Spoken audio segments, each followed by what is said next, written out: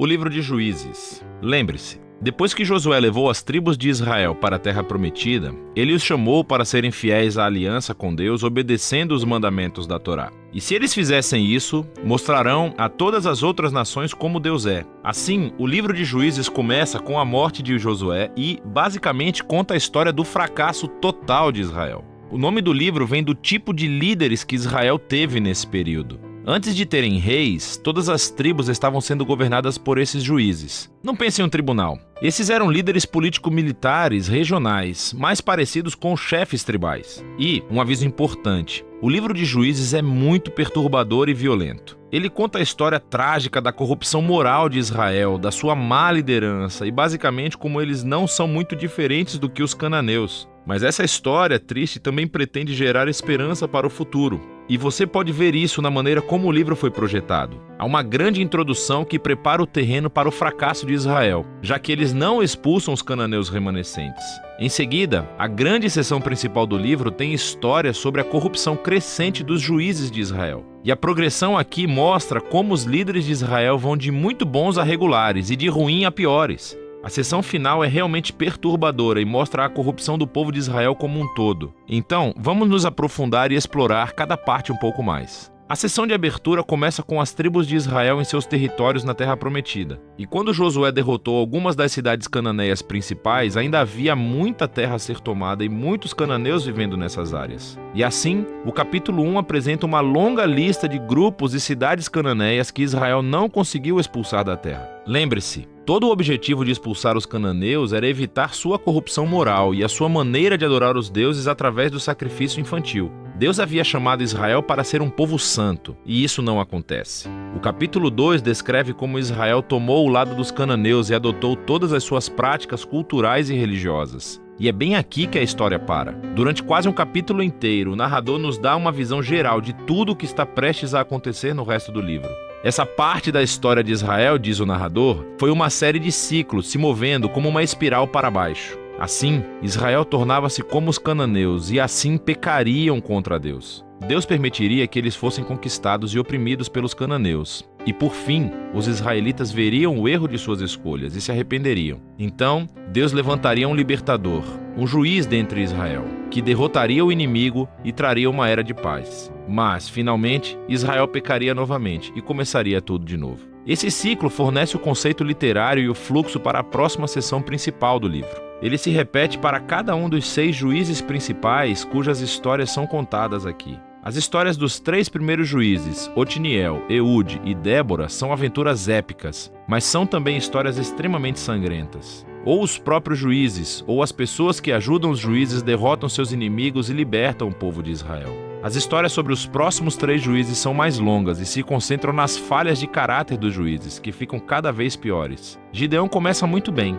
Ele é um covarde, mas finalmente chega a confiar que Deus pode salvar Israel através dele. E assim ele derrota um enorme exército de midianitas com apenas 300 homens carregando tochas e panelas de barro. Mas Gideão tem um temperamento desagradável e mata um bando de companheiros israelitas por não ajudá-lo em sua batalha. E tudo começa a piorar. Ele fabrica um ídolo com o ouro que ganhou das suas batalhas, e depois que morre, todo Israel adora o ídolo como um deus, e o ciclo começa novamente. O próximo juiz principal é Jefté, que é uma espécie de bandido mafioso que vive nas colinas. E quando as coisas ficam realmente ruins para Israel, os anciãos vêm até ele implorando pela sua ajuda. E Jefté foi um líder muito eficaz, ele ganhou muitas batalhas contra os amonitas. Mas ele era tão pouco familiarizado com o Deus de Israel que o trata como um deus cananeu e promete sacrificar a sua filha se vencer a batalha. Essa história trágica mostra o quanto Israel caiu. Eles não conhecem mais o caráter do seu próprio Deus, o que leva ao assassinato e à falsa adoração. O último juiz, Sansão, é de longe o pior.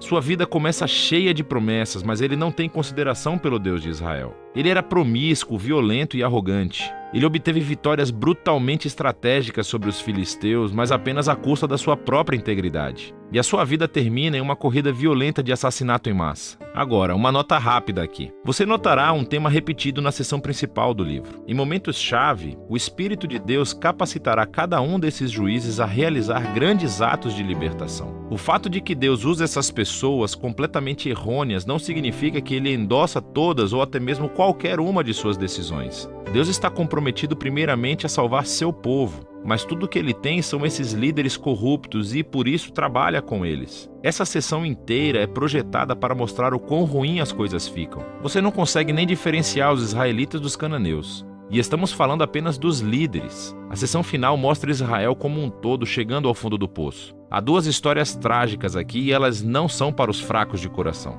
Elas são estruturadas por essa linha, que é repetida 4 vezes no final do livro. Naquela época, Israel não tinha um rei, e todos faziam o que era certo aos seus próprios olhos. A primeira história é sobre um israelita chamado Miqueias, que constrói um templo privado para um ídolo. E ele é saqueado por um exército particular enviado da tribo de Dan. Então eles vêm e roubam tudo. E eles queimam a cidade pacífica de Laís e assassinam todos os seus habitantes. É uma história horripilante. Quando Israel se esquece do seu Deus, o poder e a força consertam as coisas. A história final do livro é ainda pior. É uma história chocante de abuso sexual e violência que leva à Primeira Guerra Civil de Israel. É muito perturbador e esse é o objetivo. Essas histórias servem como um aviso. A queda de Israel até a autodestruição é o resultado de se afastar do Deus que os ama e que os salvou da escravidão do Egito. E agora Israel precisa ser libertado de si mesmo. O único vislumbre de esperança nessa história é encontrado nessa linha repetida na última parte do livro. Na verdade, forma a última frase da história: Israel não tem rei.